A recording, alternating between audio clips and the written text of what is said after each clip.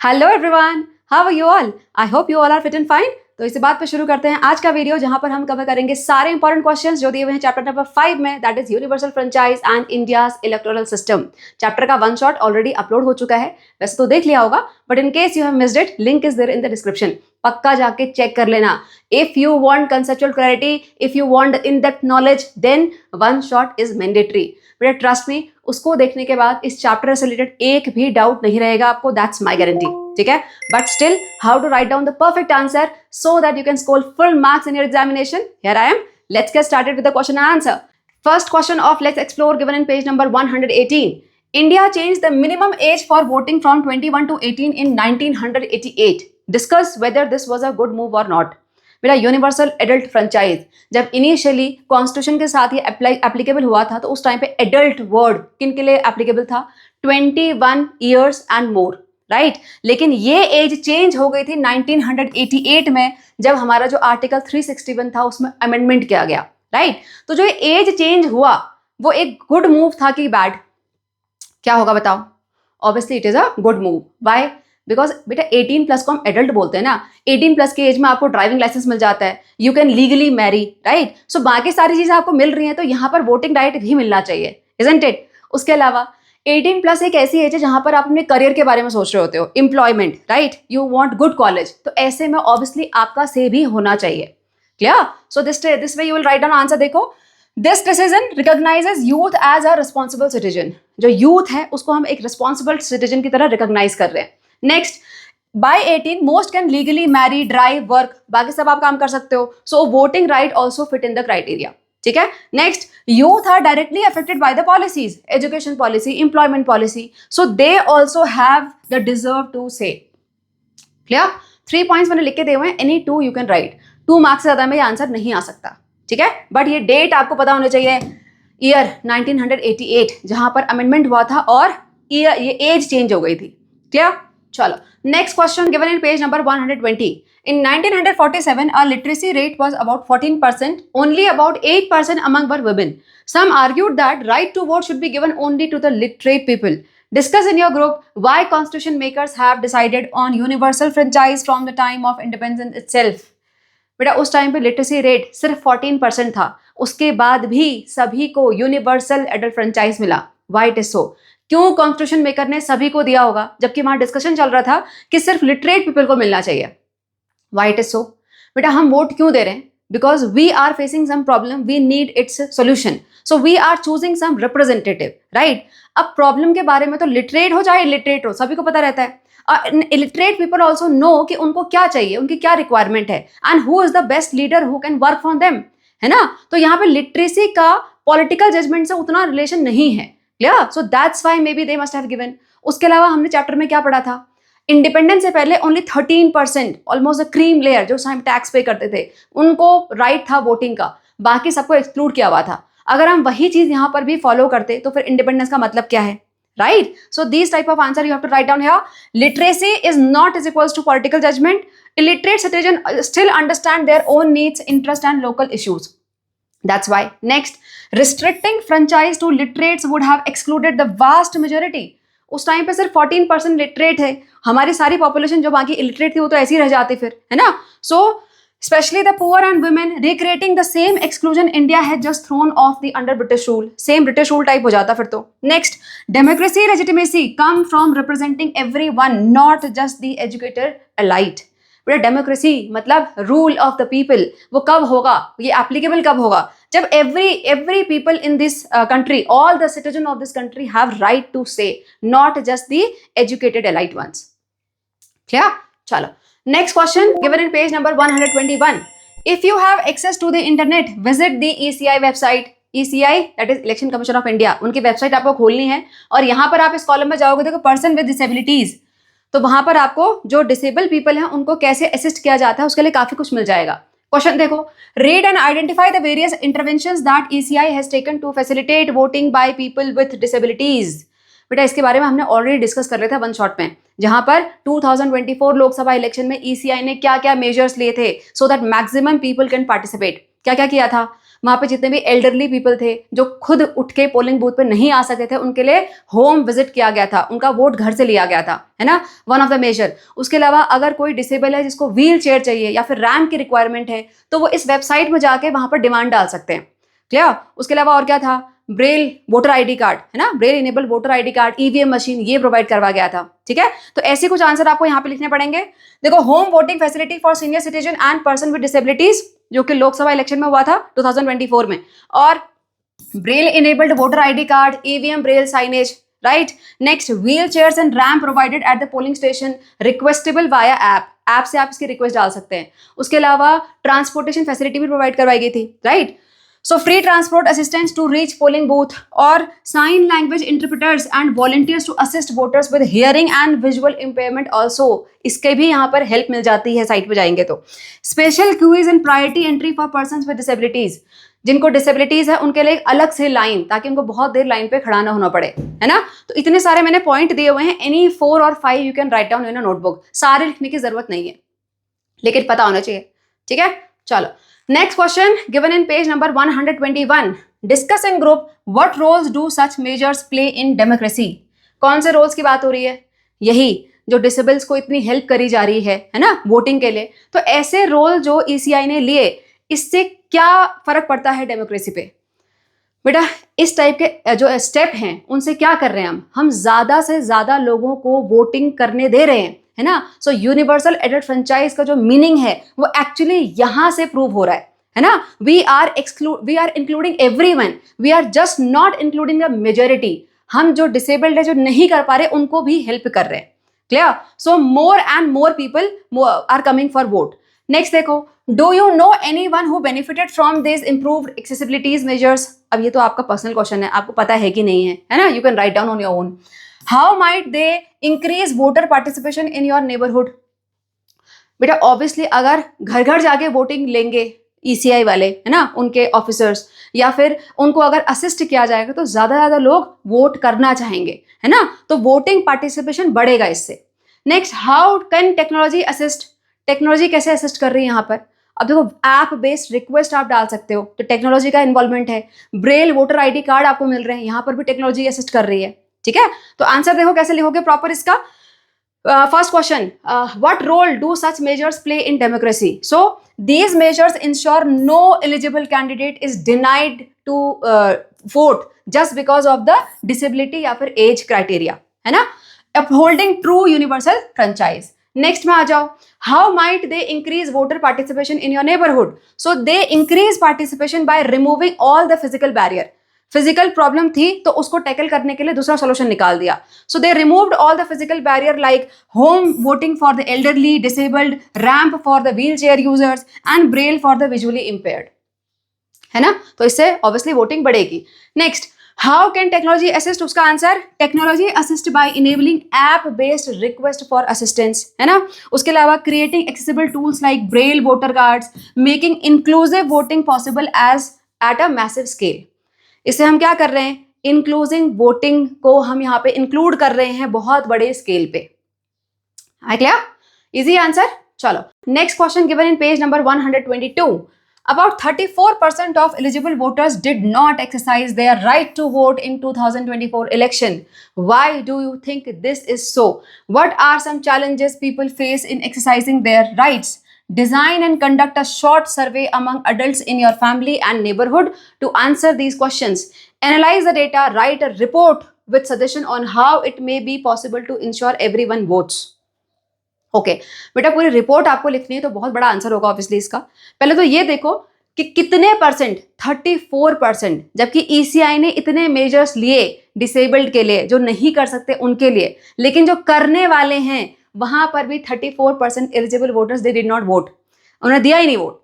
अब क्यों नहीं दिया होगा, इसके पीछे आपको सर्वे करना है बेटा। इसका एक मेन रीजन क्या है? यहाँ पे मेन रीजन ये है कि लोग दे don't feel the importance of giving the vote. एक दिन वोटिंग जिस दिन होती है उस दिन छुट्टी होती है, तो सब लोगों को लगता है कि छुट्टी मना लो इसको, है ना, this is a holiday. They don't think that they are responsible towards the democracy, right. So that is one of the main reason. उसके अलावा और क्या होता है? आजकल काफ़ी सारे लोग सिटीज़ में चले जाते हैं for their job purpose, for education purpose, right. लेकिन उनका जो वोटर आईडी कार्ड होता है वो उनके जहाँ पर उनका घर होगा, है ना, जहाँ से वो बिलोंग करते हैं, जहाँ के वो डोमिसाइल है, वहाँ से बना होता है। सो अब सिर्फ वोटिंग के लिए उनको वहाँ जाना पड़ेगा, तब जाके वो वोट कर सकते हैं। So that is not feasible for everyone, right. So again main reason this one. उसके अलावा और क्या हो सकता है, काफ़ी सारे लोगों को लगता है कि जितने भी कैंडिडेट खड़े ना सभी बेकार है, सारे पॉलिटिकल पार्टीज ही बेकार है, so they don't feel like voting for them. Clear? So these type of answer you will get from the elderly people when you will interview. Answer कैसे लिखना है, देखो परफेक्ट यहाँ पर इधर देखते हैं। फर्स्ट ऑफ ऑल माइग्रेशन, मैंने क्या बताया, कुछ लोग सिटीज में चले जाते हैं पढ़ने के लिए, जॉब के लिए, तो उनको अपने घर नहीं जा पाते वोटिंग देने के लिए, है ना। देखो many people live or work away from their registered constituencies for job, education, marriage, whatever the reason are.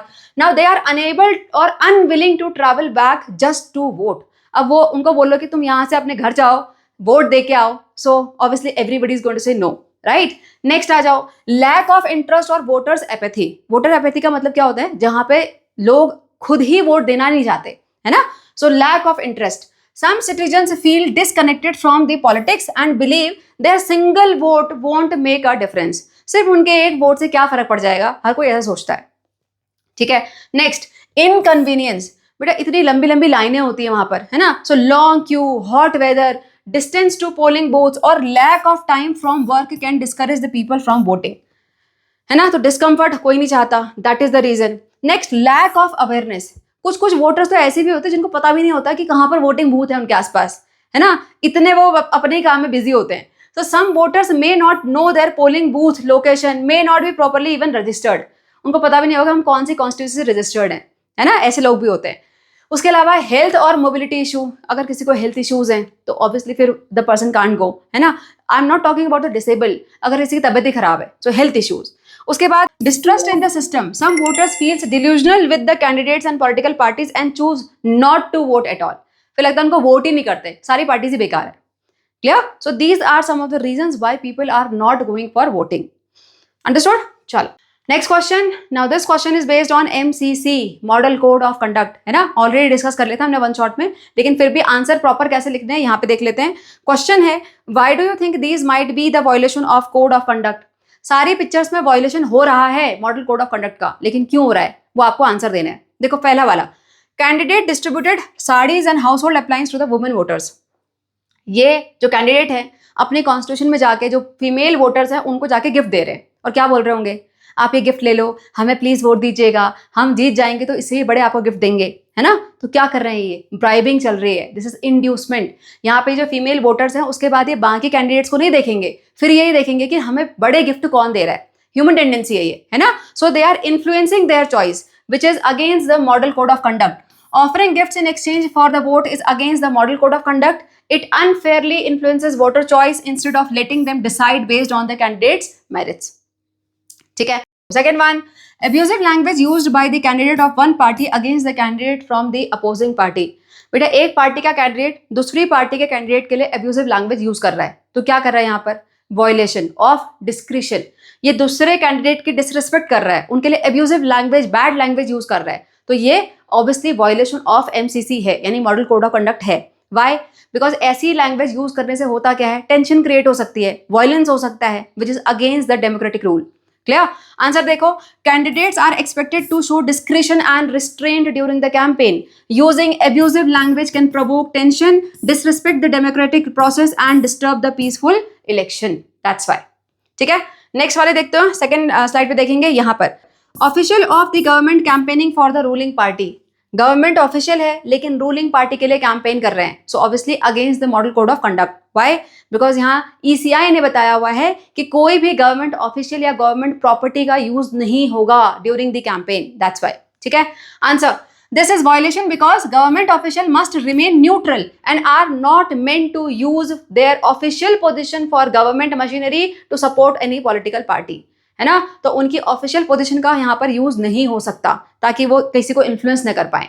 ठीक है, next one, bundles of 500 notes found in the car of candidate during inspection. ये candidate है ना, इसकी car में इतने सारे bundles दिख रहे हैं 500 के नोट के, तो फिर क्या सजेस्ट कर रहे हैं कि कहीं ना कहीं इस मनी का यूज हो रहा होगा फॉर ब्राइबिंग या फिर फॉर इलीगल कैंपेनिंग। ठीक है. So against the model code of conduct. This is violation because it suggest that this use of money may be for buying votes or funding illegal campaign activities which goes against the principle of free and fair elections. ठीक है. So all are the perfect answer to write down in the notebook. Clear? चलो. Moving ahead, and now we are moving for the questions which are given at the end of the chapter under the heading questions and activities. First question: why is universal adult franchise important for a healthy democracy? Importance of universal adult franchise हमने इस chart से पढ़ा था, याद है. ये जितने भी यहाँ पे दिए हुए हैं ये सारे के सारे इस क्वेश्चन का आंसर हो सकते हैं, but how to write down पहले डिस्कस करते हैं फटाफट से. क्या है first importance? The power of determining one's future should be in the hand of the individual, है ना. अपना फ्यूचर डिसाइड करने का राइट सबके पास होना चाहिए. उसके अलावा it helps in fostering the civic engagement. इसके अलावा it gives everyone equal right. Then every voice matters. Elected representative are answerable, है ना. तो इन्हीं को हम प्रॉपर फ्रेम करेंगे आंसर में. देखो, ensure every citizen aged 18+ has equal right to vote regardless of caste, creed, religion, gender, education, wealth. So हम यहाँ पर इक्वलिटी को मेंटेन करके रख रहे हैं. दूसरा, gives every citizen the power to shape their own future. हर के पास राइट है कि अपने फ्यूचर के लिए खुद डिसाइड कर सके. Next, makes all citizen equal stakeholder in choosing their government. Got it. Next, keeps elected representative answerable. जिसको भी वो चूज करेंगे फिर वो आंसरेबल होगा उनके डिमांड को कंप्लीट करने के लिए. So answerable to the people since they can be voted out. Next, foster the civic engagement. इसके बाद strengthen the legitimacy of the government as it truly represent the will of the entire population. जो भी government बनेगी वो दिखाती है कि भाई ये सब लोगों के सहमति से आई है, मीन्स उनके वोट से आई है. Clear? So this is the perfect answer for your notebook. चलो, moving ahead, question number 2. What is the meaning of secret ballot? Why is it important in democracy? Secret ballot का क्या role है, इसको समझाने के लिए वो केस स्टडी भी दी गई थी, है ना. क्यों किसी को पता नहीं पड़ रहा था कि कौन किसको वोट दे रहा है. The same thing happens here in the real democracy also. बेटा, secret ballot where no one get to know कि आपने किसको वोट दिया है. Now why it is important? It is important because so that individual can vote without any pressure. कोई pressure न डाल सके कि भाई मेरे को ही वोट देना. कोई यहाँ पर friendship, relationship, no. Only the individuals ability, candidates ability, इसको देखे वोटर्स. That's why. ठीक है. आंसर देखो, a secret ballot means that a voters choice is kept completely confidential. ठीक है. Now why it is important? It allow voters to vote according to their own honest judgment without any pressure, influence or retaliation from others, maybe family, employer, political party, official. किसी के भी pressure में वो ना आए. It protects the voters independent and ensure election remains free and fair. Understood? Easy है वाला answer. चलो, next question. Give examples of direct and indirect elections. बेटा, direct and indirect election detail में पढ़ा था वन शॉट में. Direct election जहां पर कॉमन पीपल जाके वोट करते हैं और अपना रिप्रेजेंटेटिव चूज करते हैं, राइट. इनडायरेक्ट इलेक्शन जहां पर कॉमन पीपल नहीं, कॉमन पीपल के द्वारा चूज करे हुए रिप्रेजेंटेटिव जाके वोट करके आते हैं, राइट. अब यहाँ पर आपको डिफरेंस नहीं पूछा, यहाँ पर आपको एग्जाम्पल पूछे हुए हैं. तो डायरेक्ट इलेक्शन कहाँ कहाँ होते हैं? 3 tiers of government, national election, state assembly election and local government वाला, राइट. सो एग्जाम्पल में वही आएंगे. इलेक्शन टू द लोकसभा जहां पे सिटीजन डायरेक्टली अपना एमपी चूज करते हैं जो कि लोकसभा में बैठते हैं. Next, selection of state legislative assembly जहां पर आपको एमएलए मिल जाते हैं. उसके बाद local body election are direct, right. Indirect election में आ जाओ. सो इनडायरेक्ट इलेक्शन कहां पर है? Election to the Rajya Sabha. Rajya Sabha के जो एमपी कैसे चूज होते हैं? सारे के सारे जो एमएलएज होते हैं डिफरेंट स्टेट के, वो वहां पर वोट करते हैं हमारे बिहाफ पे. सो इनडायरेक्ट इलेक्शन. उसके अलावा elections of president and vice president also. यहाँ पर भी कौन इलेक्ट करता है, कौन इनको चूज करता है? MLAs and MPs, right. तो यहाँ पर कॉमन पीपल का कोई रोल नहीं है, तो ये इनडायरेक्ट इलेक्शन के अंडर में आता है. Easy one. चलो, next question. How is election of members of Lok Sabha different from that to the Rajya Sabha? Lok Sabha के एमपी कौन चूज करते हैं? हम लोग, direct election. MPs of Rajya Sabha कौन चूज करता है? सारे के सारे एमएलएज डिफरेंट स्टेट्स के, राइट. तो यहां पर है indirect election. Clear? Proper difference कैसे लिखना है, सारे पॉइंट मैंने आपको टेबल में बना के दिए हुए हैं, परफेक्ट फॉर योर नोटबुक. देखो, यहां पर इलेक्शन टाइप कैसा है? लोकसभा के लिए डायरेक्ट इलेक्शन, सिटीजन पार्टिसिपेट करते हैं. यहां पर है इनडायरेक्ट इलेक्शन क्योंकि यहां पर एमएलएज पार्टिसिपेट करते हैं. सिस्टम कौन सा यूज होता है यहाँ पर? यहाँ पर होता है FPTP, first past the post system, और यहाँ पर होता है single transferable vote system. Detail में समझाया था मैंने इसको वन शॉट में. टर्म कितना है लोकसभा के मेंबर्स का? 5 years का. So these are having 5 years. House can be dissolved earlier.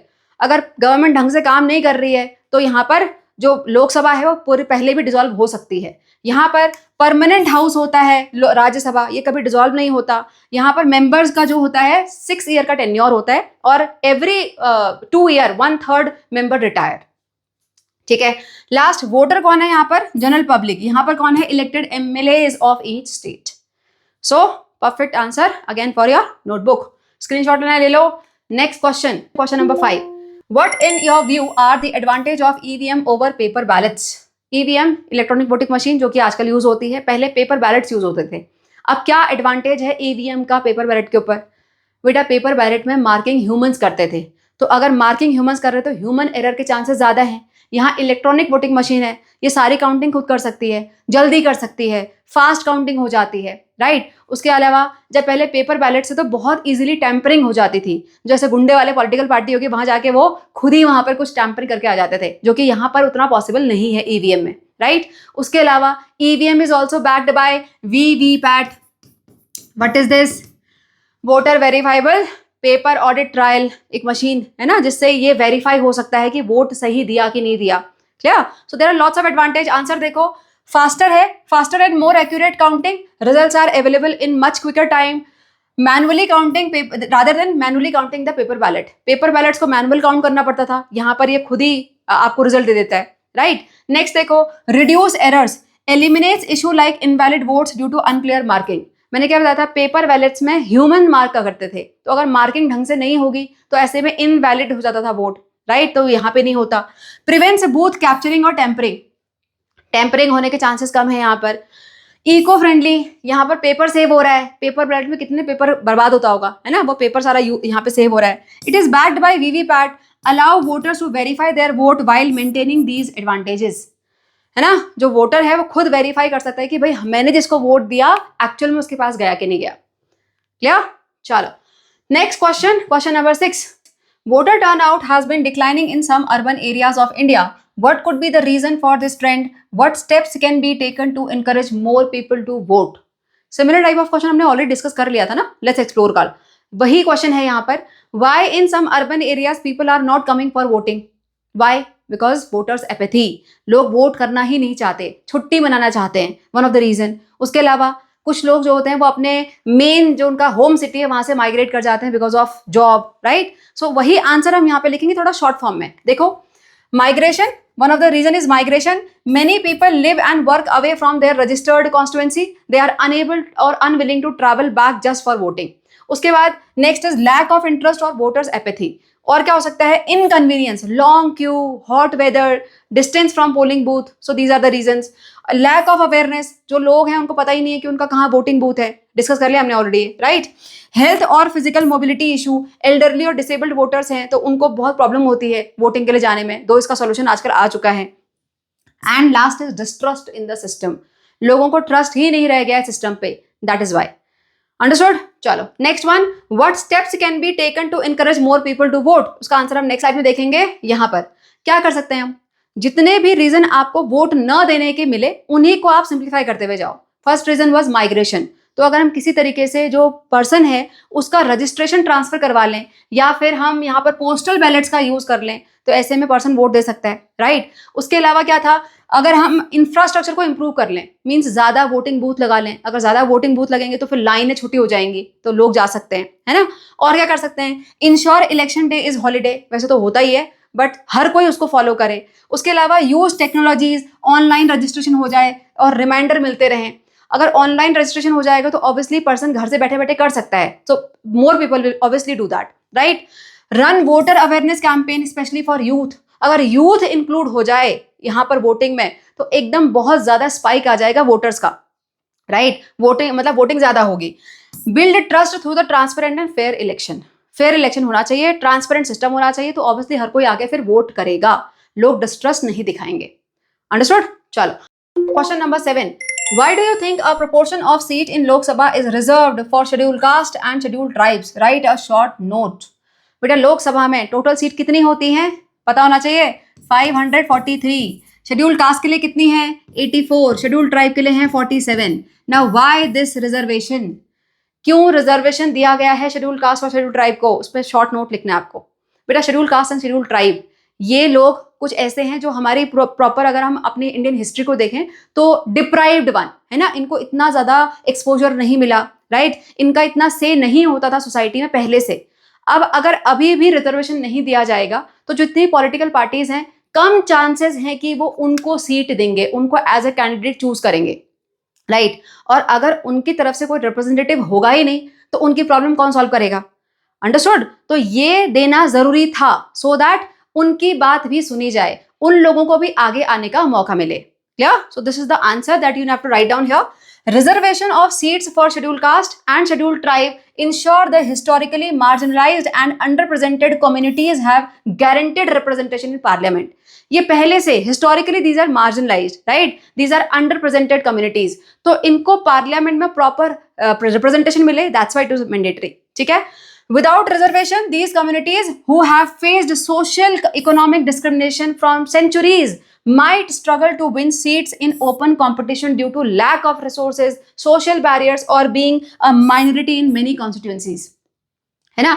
इसके बाद reserved seats ensure their voice, concern and interest are represented. अगर उनकी तरफ से कोई आएगा यहाँ पर कैंडिडेट तो उनकी वॉइस को वो वहां पे रिप्रेजेंट करेगा पार्लियामेंट में। ठीक है? Now this promoting social justice, including democracy. Currently 84 seats are reserved for SC and 47 seats are for the STs in total from total 543 Lok Sabha seats. ठीक है? This much is answer is enough for this question. चलो next question number 8. Social media is changing the way we experience election, from catchy campaign reels and live speeches to political debates on Instagram and Twitter. But is this strengthening the democracy or confusing it? Discuss it in pairs. What are the benefits? What are the challenges? And what might the future of elections in the digital age? Okay. काफी लंबा इसका answer होगा क्योंकि यहाँ पे बहुत सारे question दिए हुए बेटा। पहली बात, what are the benefits? What are the challenges? अब देखो आजकल जो हम इतना डिजिटाइज हो चुके हैं, है ना, हर चीज डिजिटल हो चुकी है, तो ऐसे में जितने भी कैंपेन होते हैं, कोई भी अगर एक बात बोलता है तो सीधे आपको वो आपके फेसबुक, ट्विटर, इंस्टाग्राम में दिख जाता है, राइट। तो इसका क्या कोई बेनिफिट है या फिर कोई इसमें चैलेंजेस हैं, ये आपको बताना है। ऑब्वियसली बेनिफिट तो है ना? क्यों?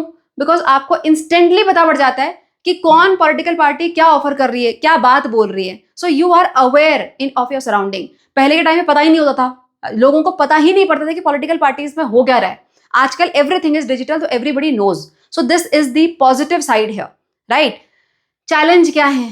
चैलेंज ये है क्योंकि आजकल एडिट हो जाता है, आजकल एआई आ गया है ना। तो अगर किसी ने सपोज एक बहुत लंबी लाइन बोली जो कि बेनिफिशियल थी, उसमें से एक छोटे से वर्ड को स्लो मोशन में कुछ आपका वहां पे एडिट करके इस तरह से दिखाया जाएगा कि उसने कुछ रॉन्ग बोल दिया है। सो दिस एडिटिंग, अगर ये जो देखने वाला उसको समझ में ना आए तो then the person will think कि ये तो बहुत खराब है, right. So that is the challenge here. Clear? और उसके आगे what might be the future of election, इसको हम आगे जाके डिस्कस करेंगे। पहले इतना आंसर देख लेते हैं। So what are the benefits here? Wider faster reach of information and campaigning message. तुरंत हमको पता पड़ जाता है कि भाई क्या मैसेज दे रहे हैं। Easier for citizen specially youth to engage with the political content. पहले के टाइम पे youth was not interested at all in the politics, लेकिन अब because youth is totally digitize, है ना, वो तो हमेशा फोन पे ही रहते हैं, तो कहीं ना कहीं पॉलिटिकल पार्टी से भी वो, पॉलिटिकल कंटेंट से भी वो कनेक्ट में आ जाते हैं।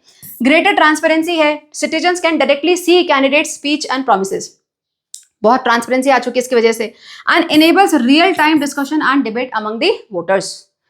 अंडरस्टूड? अब देखो चैलेंजेस। चैलेंजेस क्या हैं? Spread of misinformation, fake news that can mislead the voters, right.